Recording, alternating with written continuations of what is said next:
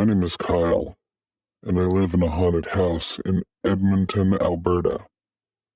Well, at least my mom and brother thought so at first, but I was a little skeptical that the house was haunted until something happened to me personally.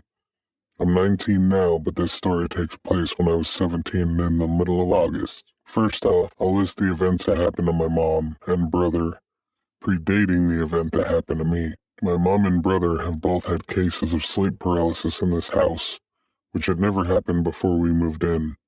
They both told me their experiences went like this. They felt like someone was slowly pushing down or sitting on their chest while they were sleeping and would wake up with no one on top of them and being unable to speak or move, which is quite scary when you think about it, being helpless like that.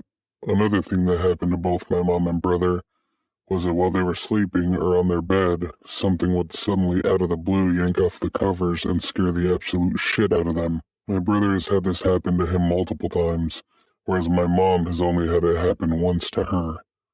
My brother also experienced the same thing as I did, but 2 weeks before I had it happen to me, and he didn't tell me this until the day I saw what he did. Now that you know the predating events, I'll tell my story. It was a weekend, and my mom had left to take my brother to soccer while I was at home in my room playing video games with my buddy. After we had stopped playing, I turned Discord off after saying goodbye to my friend and turned my PC off and sat on the bed, opened up YouTube to watch some of my favorite YouTubers as they had just uploaded a video. While I'm laying on my bed, I hear the dishes in the sink in the kitchen down the hall start rattling, and then I begin to hear the cabinets being opened and closed. Me being stupid and thinking it's just my mom back from soccer with my brother when they had just left 30 minutes ago and soccer usually takes like 2 hours. I peek my head out of the door and down the hall to see if it's them. To my shock, it wasn't them.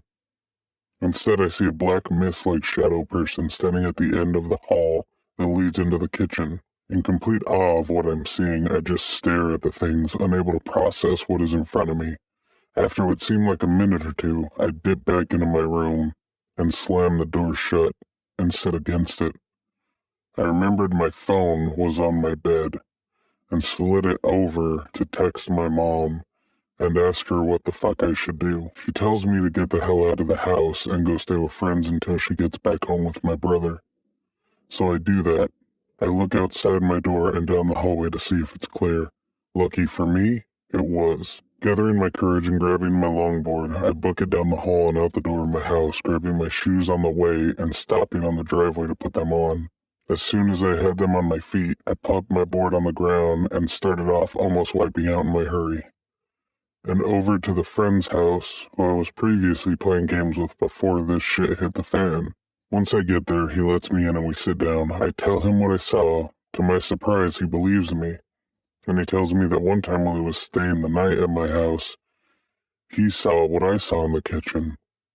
While he was waking up in the night on the couch, which is in the living room next to the kitchen, he saw a dark figure standing in the kitchen, staring down the hall towards my family's rooms, including my own. Apparently, he thought it was a dream since he was still half asleep and groggy as hell, so he didn't say anything about it, and the next day just went on having fun. Once my mom had gotten home and we felt okay since we had our numbers, we decided to enter the house. As soon as we were inside, we could tell that someone or something had been here, since all of the dishes in the sink were stacked on the counter beside the sink and all the cabinets were hanging wide open, and the dishes inside had not been stacked on the counter as well. We decided not to stay the night there and stayed at our cousin's who lived 15 minutes away in Sherwood Park. When he got home, everything was back to normal except the lights in the house were on. Ever since that happened, I am a firm believer in ghosts and the supernatural. I think if that happened to me, I would be too.